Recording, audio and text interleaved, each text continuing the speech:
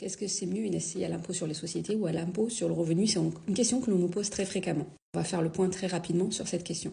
Le principal avantage de la SCI à l'impôt sur les sociétés, ça va être d'amortir la valeur de l'immeuble et des travaux. Concrètement, ça va permettre de générer des charges complémentaires, des charges que vous ne décaissez pas dans la réalité et qui permettent de réduire le bénéfice imposable.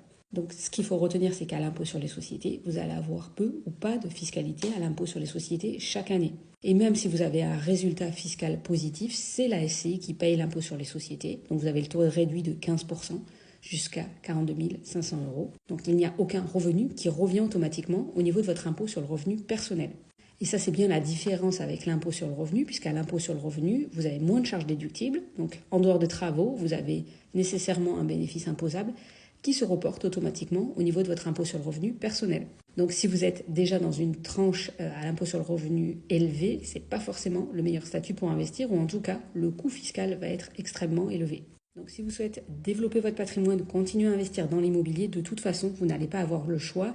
La fiscalité va être trop lourde à l'impôt sur le revenu. Il faut bien sûr faire les simulations, mais sur le principe, votre fiscalité va être élevée puisqu'en quelque sorte, vous êtes fiscalisé sur des flux de trésorerie que vous n'avez pas, puisque vous recevez des loyers, mais en contrepartie, vous remboursez votre crédit.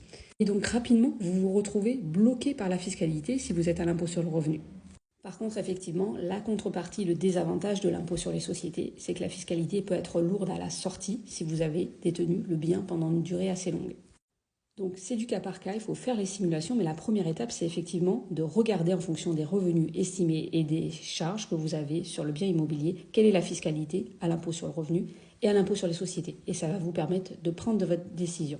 Allez, n'hésitez pas à vous abonner pour suivre l'actualité fiscale et immobilière.